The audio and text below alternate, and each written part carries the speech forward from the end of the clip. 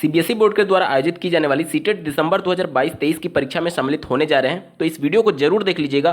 किन किन डॉक्यूमेंट्स को आपको कैरी करना है, परीक्षा में किन बातों का विशेष तौर पर ध्यान देना है और क्या छोटी सी गलती आपको पूरी परीक्षा में असफल करा सकती है, इसके रिगार्डिंग डिटेल में बात करेंगे। अंत तक जुड़े रहिएगा। नमस्कार दोस्तों, मेरा नाम है नीरज और आप देख रहे हैं कैरियर बिट यूट्यूब चैनल। अगर आप इस चैनल पर पहली बार विजिट कर रहे हैं तो इसको सब्सक्राइब करते हुए बेल आइकन को प्रेस करना ना भूलें। सबसे पहले तो बात कर लेते हैं किन किन डॉक्यूमेंट्स को आपको कैरी करना है परीक्षा में सम्मिलित होने के लिए।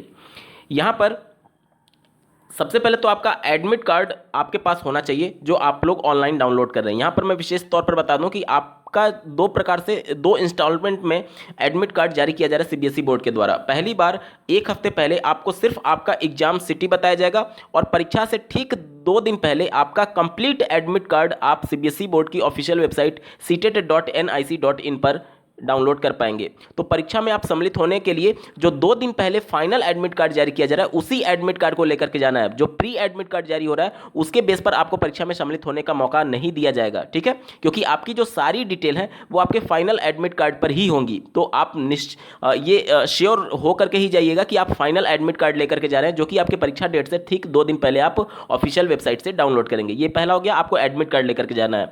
दूसरा, आपको एक ओरिजिनल आईडी प्रूफ लेकर के जाना है। बहुत से अभ्यर्थियों के मन में यह डाउट होगा कि क्या जो आवेदन करते समय मैंने जो आईडी प्रूफ लगाया था वो लेकर के जाना अनिवार्य है या फिर कोई भी ले जा सकते हैं। देखिए, आईडी प्रूफ आपकी आइडेंटिटी को चेक करने के लिए होता है कि क्या आप वही बंदे हैं जिसने आवेदन किया था या नहीं। तो अगर आपके पास जो आवेदन करते समय आईडी प्रूफ आपने लगाया था अगर वो है तब तो बहुत बढ़िया बात है, और अगर नहीं है तो भी घबराने की आवश्यकता नहीं है। आप कोई भी एक गवर्नमेंट आईडी जिसमें आपका इमेज हो और सारी डिटेल हो वो लेकर के जाइए, कोई भी प्रॉब्लम नहीं होगी। आपकी आइडेंटिफिकेशन को चेक करने के लिए आईडी प्रूफ मांगा जाता है ओरिजिनल में, ठीक है। तो यहां पर मैं बिल्कुल क्लियर कर दूं कि अगर आपके पास जो आवेदन करते समय था लगाया था आपने, अगर वो है तब तो बहुत बढ़िया है, और अगर नहीं है तो दूसरा भी ले जा सकते हैं, कोई इशू नहीं होगा, ठीक है। ये हो गया पहला आपका एडमिट कार्ड, दूसरा आईडी प्रूफ, ठीक है। इसके बाद से फोटोग्राफ वगैरह कुछ नहीं चाहिए। इनके जो एडमिट कार्ड और जो ऑफिशियल नोटिफिकेशन में उनके उसके हिसाब से मैं बता रहा हूँ। फिर भी अगर आपको कैरी करना है तो आप कर सकते हैं, लेकिन फोटोग्राफ नहीं चाहिए होता है, ठीक है। एक हो गया आपका एडमिट कार्ड, एक ओरिजिनल आईडी प्रूफ और एक पेन। बस ये 3 चीज़ें आपके मेंशन की गई हैं कि ये सभी चीज़ें आपको कैरी करनी होंगी आवश्यक रूप से। यहाँ पर मैं बता दूं कि पेन आप ब्लैक या फिर ब्लू में कोई भी बॉल पॉइंट पेन ले सकते हैं। इसके अलावा आपको कोई भी चीज़ ले जाने के लिए अलाउ नहीं किया गया है। यहाँ पर देख लीजिए, जो एडमिट कार्ड आप डाउनलोड करेंगे उसमें पहले जैसे पिछली बार जब आप परीक्षा में सम्मिलित हुए थे तो आपका एक सेल्फ डिक्लेरेशन फॉर्म डाउनलोड हुआ था, जिसे आपको फिल करके और कोविड-19 वाले जो सिम्टम्स थे उसको सेल्फ डिक्लेयर करके सबमिट करना होता था। इस बार भी इस प्रकार की चीज़ें हो रही हैं, तो आप उसको ऑटो फिल करके खुद से भर करके पेन से भर करके हाथ से और उसको ले जाकर के सबमिट कर देंगे, ठीक है। तो ये तो हो गया आपका सेल्फ डिक्लेरेशन के लिए, और आपका वो सेल्फ डिक्लेरेशन वाला फॉर्म आपके एडमिट कार्ड के साथ ही आएगा, ठीक है। उसके बाद से आपका एडमिट कार्ड हो गया और आपकी ओरिजिनल आईडी प्रूफ हो गई और एक ब्लैक या फिर ब्लू बॉल पॉइंट पेन हो गया। बस यही 3 डॉक्यूमेंट आपको लेकर के जाने हैं। और इस बार एडमिट कार्ड पर यह मेंशन किया गया कि अगर आप वाटर बॉटल लेकर के जाते हैं तो वो ट्रांसपेरेंट होना चाहिए, आप लेकर के जा सकते हैं वाटर बॉटल, ठीक है। उस पर कोई भी कलर नहीं होना चाहिए या फिर कोई भी इमेज नहीं बनाना चाहिए, जो कि बिल्कुल पारदर्शी हो। वो आप अगर चाहें तो लेकर के जा सकते हैं। इसके अलावा जो महिलाएं होती हैं वो कोई भी आप जो गहना होता है, जो आपके गोल्ड्स एसेसरीज होती हैं, वो आप कैरी नहीं कर सकते। सिंपल कोई भी आप, और अगर लड़के भी हैं तो आप कोई भी इस प्रकार का जो माला हो गया या फिर रिंग हो गया, अंगूठी हो गया, इस प्रकार की चीज़ों को आप कैरी नहीं कर सकते, ठीक है।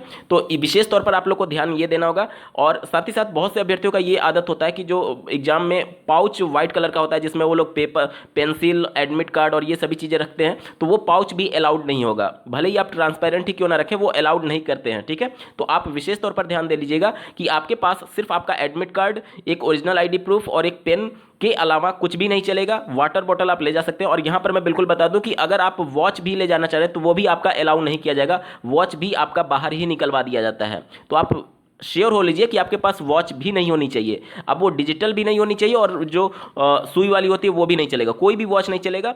इनके जहाँ पर सेंटर बनाए जाते हैं वहाँ पर आपको दीवार घड़ी अवेलेबल करा दी जाती है, और अगर नहीं भी है तो भी उस कंडीशन में आपको अलाउ ही नहीं किया गया है कि आप वॉच लेकर के नहीं जा सकते हैं, ठीक है। तो घड़ी आपको आपके साथ नहीं लेकर के जानी है। तो मैं बेसिकली पूरे को एक बार फिर से समराइज कर देता हूँ। सिर्फ 3 चीज़ आप लेकर के जाएंगे, आपका एडमिट कार्ड, आपका ओरिजिनल ID प्रूफ, और तीसरा ब्लू या फिर ब्लैक बॉल पॉइंट पेन। ये तो हो गया कि कौन कौन सा डॉक्यूमेंट आपको लेकर के जाने हैं। उसके बाद से देखिए, परीक्षा से ठीक 1 घंटे पहले एनी हाउ आपको परीक्षा केंद्र पर पहुंचना होगा, क्योंकि ऑनलाइन परीक्षा होने की वजह से बहुत सारे वेरिफिकेशन के प्रोसेसेस होते हैं, ठीक है।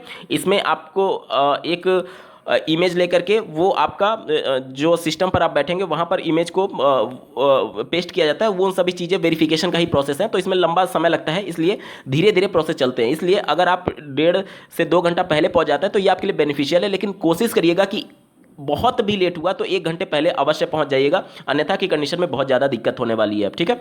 और बीच में जो फर्स्ट पेपर होगा और जो सेकंड पेपर होगा उसमें जो बीच का गैप है उसमें आप मतलब जो भी गैप है उसमें बहुत लोग क्या करते हैं कि घर पर आ जाते हैं या फिर ज़्यादा दूर चले जाते हैं, तो वो सब को आपको विशेष तौर पर ध्यान देना होगा कि समय को ध्यान में रख करके ही जो कुछ भी करना होगा आपको करिएगा, क्योंकि सेकंड पेपर के लिए जब आपकी एंट्री होगी तो वो 1 से 1.5 घंटे पहले फिर से शुरू कर देते हैं, ठीक है। तो उसी के हिसाब से आप अपना मैनेज करिएगा। ये तो बात हो गई कि क्या क्या डॉक्यूमेंट और कैसे करना है, ठीक है। उसके बाद से बात कर लेते हैं कि परीक्षा में जो पहली बार अभ्यर्थी सम्मिलित हो रहे हैं उनको किस किस बातों का विशेष तौर पर ध्यान देना है। देखिए, पेपर का लेवल अभी तक आप, मुझे लगता है कि आपने अच्छे तरीके से पढ़ लिया होगा, और अभी अगर आपका फर्स्ट शिफ्ट कहने का मतलब कि जो 28-29 से परीक्षा शुरू हो रही है या फिर 1 हफ्ते जो परीक्षा चलेगी उसमें अगर आपका अभी तक एडमिट कार्ड नहीं आया है तो आपके पास अभी अच्छा मौका है। आप प्रीवियस ईयर जितना ज़्यादा से ज़्यादा प्रैक्टिस हो सके उतना ज़्यादा करिए, क्योंकि पिछली बार से ही ऑनलाइन की परीक्षा का पैटर्न शुरू हुआ है, और अगर पिछली बार के सभी पेपर्स को आप देख लेंगे तो निश्चित तौर पर आपको एक कॉन्फिडेंस बिल्ड होगा और आप बेहतर प्रदर्शन कर पाएंगे, ठीक है। इसके साथ ही साथ देखिए, ऑनलाइन परीक्षा में क्या होता है कि कई बार हम लोग ऐसी विधि का चयन कर लेते हैं जिसकी वजह से हमारे नंबर कम आने लगते हैं। जैसे कि हम लोग अचानक से इंग्लिश का पेपर सॉल्व कर रहे हैं, तो उसमें पहले जो इंग्लिश का पेपर जैसे ही आप खोलेंगे तो सबसे पहले आपका वही पैराग्राफ खुल करके आ जाएगा, तो हम लोग पैराग्राफ को पूरा लगते हैं पढ़ने, तो ये गलत तरीका है। देखिए, इंडिविजुअली आप कोशिश करिए कि पहले जो पेडागॉजी वाले सेक्शन है उनको आप सॉल्व कर लीजिए, और जो पैराग्राफ आप सॉल्व करने भी जा रहे हैं तो आप पहले प्रश्नों को पढ़ करके तब पैराग्राफ को पढ़िएगा, तब आपको हेल्प मिलेगा, ठीक है। और साथ ही साथ अन्य जो भी परीक्षाएं हैं उसको आप बिल्कुल घबराना नहीं है, गड़बड़ाना नहीं है। आपको ध्यानपूर्वक प्रश्नों को ध्यानपूर्वक पढ़िएगा, आपको सभी चीज़ें समझ में आएंगी। और विशेष तौर पर आपको यह ध्यान देना है कि देखिए, सीटेट की परीक्षा की यही खूबी है कि चाहे किसी भी प्रकार की असफलता हो, बच्चा फेल हो रहा हो, किसी भी प्रकार की बच्चे की गलती कभी भी नहीं माननी है। हमेशा गलती या तो स्कूल मैनेजमेंट की होगी या तो टीचर की होगी, क्योंकि टीचर खुद जानने के लिए सब कुछ इच्छुक होते हैं, रुचि लेते हैं अगर उनको सही शिक्षण विधि से पढ़ाया जाए। तो कोई भी एक ऐसा विकल्प जो कि बच्चे की गलती दोहरा रहा हो, बच्चे को गलत ठहरा रहा हो, उसको डांटने का, ये सब चीज़ें करने का कहा रहा हो, वो विकल्प हमेशा निगेटिव होगा। हमेशा आपका वही वाला विकल्प पॉजिटिव होता है जिसमें बच्चे को ज़्यादा मौके दिए जाए, ज़्यादा अवसर दिया जाए, उसके वातावरण से जोड़ने की बात की जाए, उसके परिवेश से जोड़ने की बात की जाए, उसके सांस्कृतिक पृष्ठभूमि की बात की जाए, उसके सामाजिक पृष्ठभूमि की बात की जाए। ये सभी विकल्प जो होते हैं वो पॉजिटिव होते हैं, तो इन सबको विशेष तौर पर ध्यान देकर के आपको इन्हीं सभी विकल्प को फोकस में रखना है, ठीक है। मैं उम्मीद करता हूं कि सारी चीज़ें आप समझ चुके होंगे। अगर आपकी परीक्षा 28-29 तारीख को है तो आपके लिए बहुत बहुत ढेर सारी शुभकामना। और अगर आपके पास अभी तक एडमिट कार्ड नहीं आया हुआ है, जो कि 1 हफ्ते पहले ही आप प्री एडमिट कार्ड डाउनलोड कर पाएंगे और परीक्षा से ठीक 2 दिन पहले दो दिन पहले आप अपना फाइनल एडमिट कार्ड डाउनलोड कर पाएंगे। तो अगर अभी तक आपका admit card, pre admit card नहीं है, तो आपके लिए बेहतर मौका है कि आपको कुछ ज़्यादा समय मिल चुका है, आप चीज़ों को और ज़्यादा प्रिपेयर कर सकते हैं। अगर अभी तक आप सीरियस नहीं थे तो भी आप इसको कवर कर पाएंगे। और साथ ही साथ आपके पास कुछ हिंट्स मिल जाएंगे जब 28-29 तारीख वाले पेपर का पैटर्न देखने को मिलेगा, तब और ज़्यादा आपको हेल्प मिलेगा कि इस बार का पेपर का लेवल कैसा आ रहा है और पैटर्न कैसा आ रहा है, ठीक है।